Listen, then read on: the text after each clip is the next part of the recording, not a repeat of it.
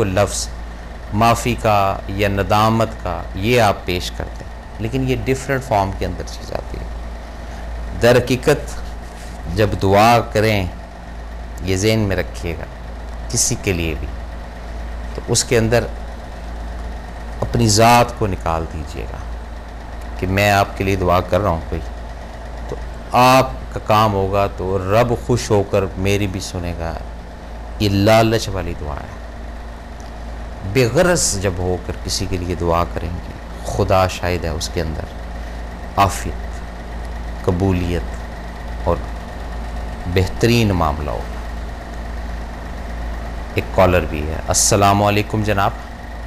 जी वालेकुम अस्सलाम व रहमतुल्लाहि व बरकातुहू। कादरी साहब कैसे हैं आप? जी अल्हम्दुलिल्लाह सर, आपकी दुआ से बिल्कुल ठीक ठाक। सर आप खैरियत से हैं? सर शुक्र है रब का। बीच बीच में मुलाकात नहीं होती आपसे? नहीं, वो इधर आप रहते हैं, ऐसी बात नहीं है, अगर नहीं होती तो कोई इशू नहीं है सर। बाकी आज का मौजू आपका बहुत अच्छा मौजू है सर, रोज की तरह जी। तो लेकिन ये मौजू इतना छोटा नहीं है जी कि शायद इसको हम थोड़ी सी बातों में ख़त्म कर सकें सर। तो ऐसा है कि मौजू आपका मेरा ख्याल ये है कि किसी का दुआ देना या खुद अपने लिए दुआ करना, इस पे ज़रा वाज़े करेंगे आप? कॉन्सेप्ट ये जी, किसने दुआ दी, यानी आज आप किसी मुकाम पर हैं। जी हाँ। तो उस पे किसी ने दुआ दी ना जी। सही, ये है कॉन्सेप्ट। ये किसने दुआ दी? दुनिया में इंसान बाज़ औक़ात अगर कामयाबियों का मुंह देखता है सर, या उरूज पर जाता है, तो फिर उसको ये ख्याल होता है कि शायद ये किसी ने मुझे दुआ दी है। ठीक। अब उसमें कोई वालिदैन का रोल हो सकता है सर, या किसी दोस्त अजीज का रोल हो सकता है, या किसी औलिया इकराम में से किसी का रोल हो सकता है जी। मुख्तलिफ कॉन्सेप्ट होते हैं। जी। यकीनन ये बात आपकी दुरुस्त है जी। इंसान सोचता है ये सारी चीजें जी। बाकी दुआ जो है ये एक बहुत ही बड़ा हथियार है ठीक मोमिनों के लिए, जी। मोमिनों के पास, और इस दुआ के जरिए इंसान अल्लाह से करीब तर हो सकता है। ये एक जरिया भी है अल्लाह से करीब होने का जी। तो जैसे आप फरमा रहे थे अभी के दुआ कोई मांगता है कि या अल्लाह नेक औलाद या नरीना औलाद अता फरमा। हाँ जी, हाँ जी। पहले वो नरीना मांग लेता है, नेक और साले का लफ्ज भूल जाता है जी। तो फिर अल्लाह तो दे देता है, लेकिन वो उसके साथ जो कुछ, अब यूं समझ लें कि कीकर के दरख्त का बीज किसी ने बो दिया जी। अब उसने इस नियत से बोया कि ये दरख्त जब बड़ा होगा तो किसी को छांव मिलेगी जी। या किसी को इसमें से मिसवाक के लिए लकड़ियां मिलेंगी जी। या ये समझ लिया कि किसी को जलाने के लिए इसमें से कुछ मिलेगा जी। लेकिन उसने ये नहीं साफ नियत की कि इसमें से जो कांटे निकलेंगे वो दूसरों को तकलीफ देंगे। बिल्कुल ठीक। तो बाज़ औक़ात इंसान मोहब्बत में या जज्बाती होकर या बाज़ औक़ात किसी भी कैफियत में किसी के लिए दुआ कर जाता है जी। तो कोशिश ये करनी चाहिए दुआ करने वाले को वो ऐसे नियत और ऐसे अल्फाज के साथ दुआ करे जिसमें से शर का पहलू कम तर होता चला जाए। सही। हाँ। और ये बड़ी खूबसूरत आपने बात फरमाई है सर। हमें बिल्कुल इस तरफ तवज्जो देनी चाहिए जी। क्योंकि बाज़ चीजें हमारी अपनी जो मांगी हुई होती हैं जी। वो हमारे लिए वबाले जान बन जाती है। मेरा एक कजन है सर, तो उन्होंने एक लड़की का रिश्ता मांगना शुरू किया एक पार्टी से जी। तो जबकि उस लड़की की पहले कहीं बात तय हो चुकी थी। ठीक। तो ये वो जिसके साथ बात तय हुई थी उस मंगेतर के साथ मेरे उस कजन का थोड़ा सा चैलेंज हो गया। अच्छा जी। कि जी मैं आपको ये रिश्ता लेके दिखाऊंगा। ठीक। तो हुआ फिर कुछ ऐसा कि वाकई बीच में कुछ ऐसे जराए इस्तेमाल करके उसने वो रिश्ता तो हासिल कर लिया। मेरे कजन ने शादी भी कर ली जी। लेकिन उसके बाद जो परेशानियां आप यकीन करें उसने उठाई जी। तो फिर मैं उसको अक्सर ये कहता हूँ कि ये तो वो ढोल है जो तुमने खुद अपने गले में डाला है, अब इसको बजाते जाओ। बिल्कुल सही बात। तो बाज़ औक़ात इंसान जो है नादानी में या अपने इंसान होने की वजह से ऐसी चीजें मांग लेता है अल्लाह से जो उसको नहीं पता मेरे लिए बाद में तकलीफ भी बन सकती है। बिल्कुल ठीक बात कर रहे हैं। कोशिश करनी चाहिए हमें कि ऐसे अंदाज से ऐसे तरीके से मांगा जाए कि जिसमें ये मनफी जो चीजें हैं ये कम से कम तर होती चली। बिल्कुल सही है सर। और उसकी रहमत का दरवाजा ज्यादा से ज्यादा खुलता चला जाए। बिल्कुल सर। बाकी इस दुआ के मौजू पे अगर फिर कभी बात हुई तो इंशाल्लाह किसी फकीर का पैगाम भी देते चलेंगे आप। जी दें सर। आज वक्त ज्यादा हो जाएगा। नहीं थोड़ा सा जरा हो जाए जी, मियाँ साहब की कोई बात हो जाए जी। नहीं ये मियाँ साहब की बात नहीं। अच्छा जी। ये वैसे किसी दरवेश फकीर की बात थी। सर वैसे तो कुरान हमें कहता है जी कि आप दुआ करें जी। अल्लाह ताला जगह जगह हुक्म देते हैं जी हाँ, तो मुझे पुकारो मैं दुआ सुनने वाला हूँ। फाइजा फरक तफन सब रबी का फर्क अब कि जब तुम नमाज से फारिग हो जाओ तो मुझसे खूब मेहनत के साथ दुआ करो। और हुजूर अकरम सल्लल्लाहु अलैहि वसल्लम ने फरमाया कि दुआ जो है ये इबादत का मर्ज है जी सर। तो ये बहुत सारी चीजें हैं जी। तो अब जो दरवेश और फकीर आदमी है जी वो कहता है कि दुआ मांगना गुनाह है। ठीक।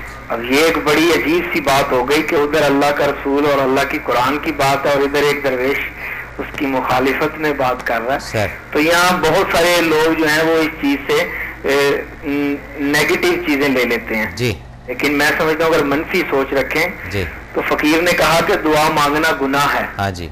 तो मेरे जैसे कम अकल ने पूछा जनाब गुनाह कैसे है? ये अल्लाह ने हुक्म दिया, अल्लाह के प्यारे महबूब ने हुक्म फरमाया। उसने कहा कि तुम अल्लाह से जब मांगते हो तो क्या अपने आप को ज्यादा अक्लमंद समझ के मांगते हो? तुम्हें ये पता नहीं है कि तुम्हें वो 70 माओं से बढ़ के प्यार करने वाला है। बिल्कुल ठीक। और इंसान तुझे ये नहीं पता कि वो तेरी जरूरतों को तुझसे भी ज्यादा जानने वाला है। बिल्कुल ठीक बात। और बंदे तू अपने आप को सब्र और रज़ा के उस मुकाम पर ले जा कि जहाँ पर मांगना नहीं सिर्फ मानना होता है जी। इसी तरह जी।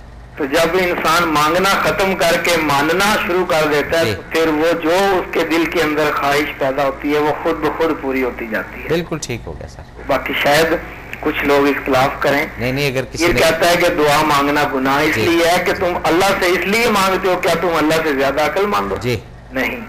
बहरहाल अल्लाह ताला सबको जज़ा दे आमीन और इन चीजों को समझने की तौफीक दे आमीन सर। बाकी आपके लिए बहुत सारी दुआएं। ठीक है जी। पूरी टीम के लिए, सब देखने सुनने वालों के लिए सर। अस्सलाम वालेकुम व रहमतुल्लाहि व बरकातहू। वालेकुम अस्सलाम व रहमतुल्लाहि व बरकातहू। जी नाज़रीन, अब किसी ने दुआ दी कि जहाँ ज़िंदगी में कभी किसी चीज़ की कमी ना आए। यकीन करें जितनी खुशहाली है उतनी बीमारी भी है। ये दुआ का फंक्शन काम कर रहा है। मैं आपको बड़ी रियलिटी के साथ ये बात बता रहा हूँ। यानी जितना रब ने खुशहाल किया हुआ है सोशली भी फाइनेंशियली भी उतनी बीमारियाँ भी साथ है। अब ये भी दुआ है कि जहाँ ज़िंदगी में कभी किसी चीज़ की कमी ना हो। दुआ छोटी चीज़ नहीं है। दुआ चेंज करती है तकदीरों को। तो जब भी किसी के लिए दुआ करें या मांगें लफाज का ज़रूर गौर कीजिए। हमें हमारे बुज़ुर्ग ने एक दुआ सिखाई, हम तो वो करते रहते हैं कि ऐ परवरदिगार कुल कायनात के हर ज़र्रे पर तू खैर कर दे। जो हमें सिखाया वही बता रहा हूँ। उसमें तमाम चीज़ें आ जाती हैं। पानी भी आ जाता है, चींटियाँ भी आ जाती हैं, पत्ते भी आ जाते हैं, हवा भी आ जाती है, जिन भी आ जाते हैं, समुंदर भी आ जाता है, ज़मीन भी आ जाती है। तो जिस वक़्त हम नवा बनाते हैं ना आप इनको अपना दुआ के अंदर, तो वो भी जब दुआ करते हैं रब से, इल्तिजा करते हैं रब से, तो आपको हम नवा ज़रूर रखेंगे। सोचिएगा इसमें, समझिएगा, देखिएगा कि कितने % फैक्ट चरिंद परिंद जो भी उसकी मखलूक है जहाँ जहाँ पे फिर रहती है। हमें पता ही नहीं कहाँ का किस किस इलाके में, किस किस ग्लोबल में, किस किस गैलेक्सी में उसकी मखलूक रहती है। हमें यही का पता है कि जी ये मेरा घर है, या वहाँ से ये स्टूडियो है, वो आपका घर है, वहाँ से आपका ऑफिस है या शॉप है। बस ये इतना ही पता है, इससे ज़्यादा नहीं हमें पता। तो अब लाइफ को पूरा A to Z देखें और दुआ समझिए। दुआ जब समझते जाएंगे उसका असर नज़र आना शुरू हो जाए, काफ़ी सारी अनगिनत बेशुमार लातादाद वो चीज़ों से वाक़फ़ियत आपकी होगी जो आपको अच्छा भी लगेगा और शायद कभी बुरा भी लगेगा कि यार ये उसने ये बात बोली, शायद ये उसने ये चीज़ की थी। एक शख्स ने एक चीज़ ख़रीदी, छोटी थी या बड़ी थी, और वो जो बेचने वाला था उसका कोई उसके साथ इख्तलाफ हुआ। कहता तूने चीज़ तो ले ली है और मैंने दे भी दी है, लेकिन तू यहाँ खुश नहीं रहेगा। वो 2-4-6 दिन के बाद कुछ ना कुछ इस तरह का मामला होना शुरू हो जाए, कोई इंसिडेंट हो गया, कोई ये हो गया, कोई वो हो गया। तो ये बद्दुआ ही दे दी उसने ज़ाहिरन। अब बद्दुआ जो है ये दर्जा ब दर्जा करीब किसके है रब, ये उसको पता है, मुझे नहीं पता, आपको नहीं पता।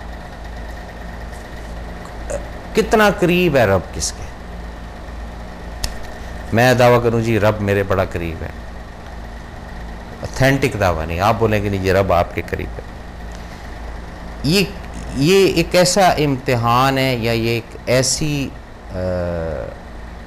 एपिसोड है जो जजमेंट डे वाले दिन पता चलेगी, यौम महशर को पता चलेगी कि कौन करीब था, कौन दूर था। कुछ ऐसे भी होते हैं दूर से वो हाथ हिला रहे होते हैं, वो दूर से बैठ कर, तो वो समझ लेता है स्टेज पे जो बैठा हुआ है कि ये हाँ मेरे ही जानने वाला। पता नहीं शायद हम लोग उसमें हैं जो पता नहीं बिल्कुल सामने जो बैठे होते हैं, स्टेज वाला दूर देख रहा होता है, जो बहुत करीब होते हैं वो नज़रों से भी ओझल हो जाते हैं बाज़।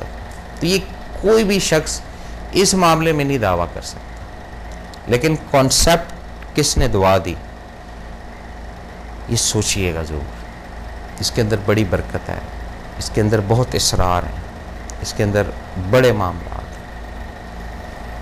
वो एक जगह डिशेस थी बुज़ुर्गों की, तो वहाँ पर बैठना हुआ, किसी साहब का जो है वो ट्रांसफ़र हो गया था कराची से हैदराबाद। तो वो उनसे रिक्वेस्ट करता रहा, कह रहा जी किसी भी हालत में दुआ करें कि मेरी वापसी हो जाए। वो नेक आदमी थे, उन्होंने दुआ की, क्या परवरदिगार किसी भी हालत में इसकी वापसी कर। वो उधर को 1-2 माह के बाद किसी मामले में उसका हुआ एक्सीडेंट। उन्होंने बोला जी अब आप कराची जाके CMH में कुछ 7 महीने रेस्ट करें। ये एक रियल वाक़या है, इसमें कोई फेक बात नहीं है, जाली बात नहीं है, मैं आपको फैक्ट्स बता रहा हूँ। तो ये इसी तरह इंसान समझता है। ज़िद जो है ना, ज़िद ये करना है, ये करना है, ये चीज़ सब इतनी ज़िद्दें करते हैं हम लोग। दुआ को ज़िद में ना कभी कन्वर्ट कीजिए, खसारा होगा, नुकसान होगा, अज़ियत मिलेगी। और जिससे दुआ लें उसको साथ रिक्वेस्ट भी कर दें कि जनाब ईमान के लिए दुआ कीजिए, हमारा ईमान स्टेबल रहे। इस चीज़ के लिए दुआ कीजिएगा कि रब राज़ी रहे। इस चीज़ के लिए दुआ कीजिएगा कि एक अच्छी इज़्ज़त वाली ज़िंदगी रब दे। ये ज़हन में रखिएगा बात। ये कैटेगरीज है ना दुआओं की। अब कुछ और दुआएं होती हैं वो एंटीबायोटिक कहलाती हैं, उसका अपना एक फंक्शन है। उसके अंदर कसब होता है, प्लानिंग होती है, 6 साल बाद ये कर देना है, 8 साल बाद ये कर देना है, 9 साल बाद ये कर देना है। उसके लिए दुआएं अभी से चल रही होती हैं। एक लफ्ज़ आपने सुना होगा किसी के यहाँ बेटी रहमत होती है, तो दुआ करते हैं इसका रब नसीब अच्छा करे। रहमत जो है उसमें अच्छा लफ्ज़ की वर्थ है कोई? जब रहमत होगी तो रहमत ही है ना जी वो तो। अब जो उसको ज़हमत समझेगा, ये ज़हन में रखिएगा, उसके लिए वबाल बनेगा। उसके लिए मत यूज़ किया करें लफ्ज़। बच्ची पैदा हो गई है और उसका दुआ की बात हो रही है, दुआ से नहीं हटना है। रब इसका अच्छा नसीब करे। अच्छा नसीब का कैलिबर क्या है, अच्छे नसीब की तशरीह क्या है, अच्छे नसीब की डेफिनेशन क्या है, पहले तो ये मुझे आप बताएं, ये दुआ सुनी होगी, बहुत पुरानी दुआ है, ऑथेंटिक दुआ है। ये भी दुआ सुनी, अल्लाह बच्चियों का नसीब अच्छा करे। भाई रहमत का जो नसीब है उसको किस तरह अच्छा करें, ये डीपली एक बात है। रहमत छोटी चीज़ है, ये बड़ी चीज़ है। भाई जैसे ये है, मैं इसको बोलूँ जिसकी कोई वर्थ नहीं है, जबकि है कि जी इसका नसीब अच्छा हो, ये तो टिश्यू पेपर है ना एक। रहमत के मुतल्लिक आप क्या दुआ करते हैं कि रब इसका नसीब अच्छा करे, यहाँ से पहला क्लैश होता है। और वही जिसके लिए दुआ मांगते हैं, दुआ करते हैं 6 माह बाद, 1 साल बाद, या 2 साल बाद, या 3 साल बाद, जहाँ पे वो मूव होकर जाती है। अब नसीब आप भेज रहे हैं, ये कॉन्सेप्ट ही ख़त्म कर दिया। नाज़रीन, ये था आज का प्रोग्राम जो आपके सामने पेश किया अपने मेज़बान SM अफजल, बमाक TV की पूरी टीम को अगले प्रोग्राम तक इजाज़त। अल्लाह हाफ़िज़।